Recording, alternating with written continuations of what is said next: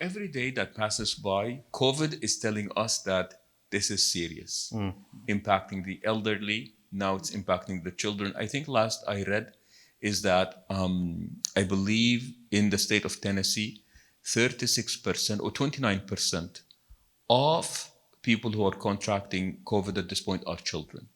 That's a very, very high percentage. At 29% is a very, very high percentage. And now, we were saying something similar in the khutbah today, and that is COVID is not impacting us only physically, but it is also impacting us emotionally as well as our children. And now with the opening of the schools, that just lends itself, the environment for, if people are not careful and they don't take these measures seriously, I think unfortunately we will see more of this. So again, we say, look, we want to make sure that our kids stay safe, but not at the expense of their emotional well being, meaning that we do not want to create an environment that is full of anxiety. And that is very, very serious.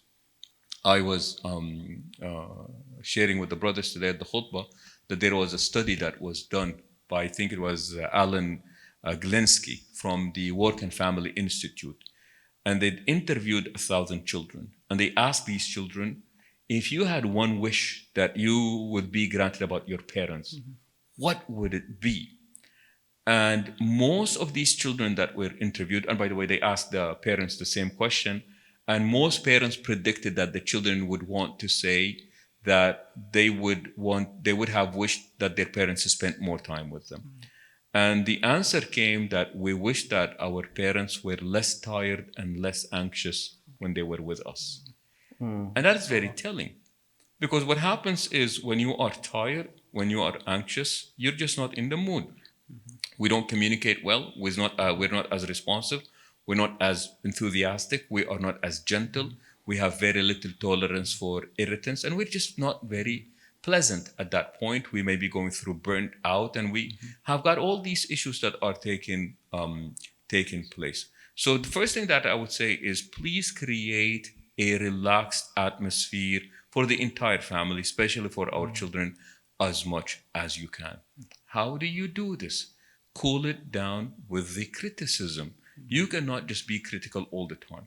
And nowadays, because we're spending a lot more time, especially if you're working from home and the kids are going to school from home, man, what happens is that the parents are tense, the kids are tense, the parents are checking, is the kid on YouTube? Are they playing video games? Are they paying attention in the class? Are they having technical difficulties? I need to also take care of my work. So there is a lot of tension that is taking place during the day at home right now.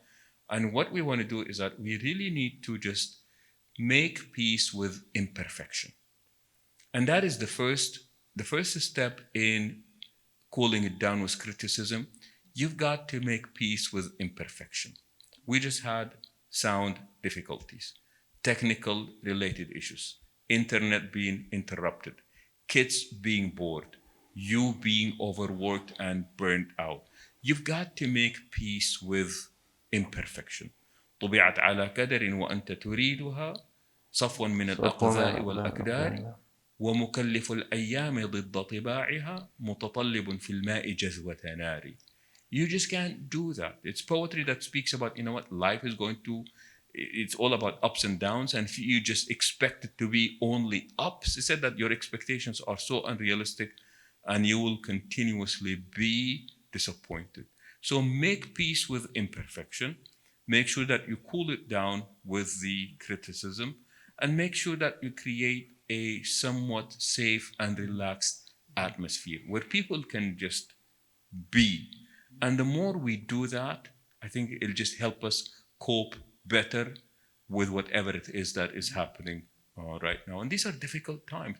You're talking about kids not going to school means not seeing their parents, not not having emotional growth. By the way, there is social development and emotional development that takes place even when kids are fighting. Just learning how to resolve problems, just learning how to deal with conflict, just learning how to make friends, keep friends. The whole idea of joking and teasing, this is all part of growth. And a good number of kids are deprived from this right now because of what's going on. And remember, kids are not very vocal. So they really don't know how to express themselves by words, but what they do is that they act out. And what we want to do is that we just, rather than just being too quick to criticize the negative behavior that we see, we just want to say, looks like you need to talk. Tell me what's going on.